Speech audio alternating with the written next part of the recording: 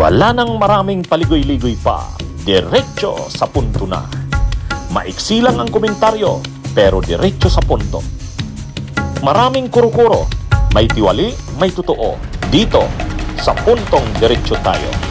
Punto diretso. Mga kabunyog, mga kababayan, ayan po, nandito na naman po tayo sa isa na namang episode ng Punto Diretso. Ito ang puntuhan natin ngayon. Sabi ni Sara Duterte, sa pagbisita niya doon kay Digong, sa kanyang ama, sabi daw ni Digong, sana pala hindi nilang kami naging magkaibigan, baka hindi kami napunta sa detention. Ang tinutukoy ni Digong, si Kibuloy, sana daw hindi sila naging magkaibigan para baka hindi daw sila napunta sa kulungan, sa detention. VP, tanong ko lang po kasi may breaking news kanina na na-deny po yung motion to post bail ni Pastor Apollo Kibuloy. Na ibalita niyo po ba sa kanya yun, or kung hindi, anong pong reaction niyo patungkol doon? Hindi ko nabalita sa kanya kasi ngayon ko lang nalaman na na-deny ang motion for bail ni Pastor Apollo Kibuloy. Pero nabanggit namin kanina, napag-usapan namin kanina si Pastor Apollo Kibuloy.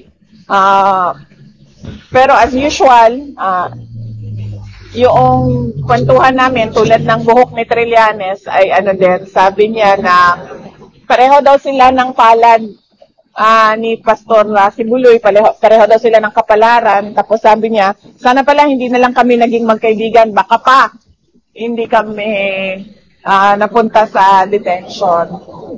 Tapos sabi ko wala namang kinalaman yung nagtawanan kami. Sabi ko wala namang kinalaman yung mga guhit niya sa palad sa inyong sa mga pangyayari ngayon. Sabi ko sa kanya, politika lahat yan. So na-realize na rin ni Digong na pareho sila ng kapalaran ni Kibuloy. Pero yan ang common kasi sa dalawang ito, si Kibuloy at si Digong, ang dapat nila rin siguro dyan na makita. Una, magkaiba lang sila ng naging linya. Magkaiba lang ng naging linya. Si Duterte ay politika, si Kibuloy ay relihiyon. Nagtatag siya ng sekta ng relihiyon, yung Kingdom of Jesus Christ. Nagsimula sila sa Davao pareho. Isang maliit na sekta sa Davao. Si Duterte rin nagsimula rin ng kanyang parang maliit na kaharian sa Davao. Mayor. Nung bandang huli, naging na sila, lumalaki na yung kanilang kapangyarihan, lumalawak na ang kanilang ari-arian at yaman. Ayan, si Duterte, pumasok na sa national politics. Tumakbong presidente, naging presidente. Si Kibuloy naman, lalong naging maimpluwensya. So hindi na lang relihiyon ang kanyang linya, kundi naging maimpluwensya na siya sa politika. Maalala natin si Kibuloy, naging nauna yang na lumabas sa national politics nung binasbasan niya nung prenay-over niya si Gibo noong 2010. Kasi sinuportahan niya si Gibo noong 2010 laban kay Pinoy. Kandidato ni Gloria Arroyo noon si Gibo noong 2010. Ay kaya lang, hindi nanalo si Gibo, nanalo si Pinoy. Pero doon nagsimula si Kibuloy na nakikialam sa politika. Noong 2016, yan, nanalo si Duterte. Parang tumama si Kibuloy sa loto. Kaya yung kanyang mga impluwensya, yung kanyang ari-arian, pati yung kanyang mga TV networks, lumawak. Yung SMNI, yung stasyon ng radyo niyang DZAR, naging makapangyarihan si Kibuloy. Lalong naging makapangyarihan at malawak ang impluwensya. Hindi na lang sa relihiyon, kundi sa politika. Yan yung nangyari kay Apollo Kibuloy. Hanggang sa naging na rin siya, naging mayabang na. Ganon din si Duterte, naging mayabang na rin nung naging presidente siyempre. Ngayon, nung panahong presidente si Duterte sa loob ng 6 na taon, makita talaga yung kapangyarihan at impluwensya rin ni Kibuloy. Kaya lang, so sa kanilang sobrang kapangyarihan, sa kanilang sobrang impluwensya, sobrang yung kanilang inabot na kapangyarihan at impluwensya, yun, lumaki rin ang kanilang yaman. Si Kibuloy, lalong lumawak ang kanyang yaman. Si Duterte, lumawak din ang kanyang ari-arian at yaman. Hanggang sa na rin, sumobra na rin pareho ang kanilang yabang.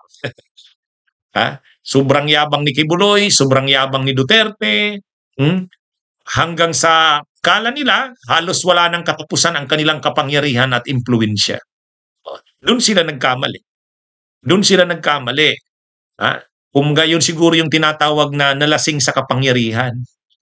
Akala ni Duterte, walang katapusan ang kapangyarihan niya.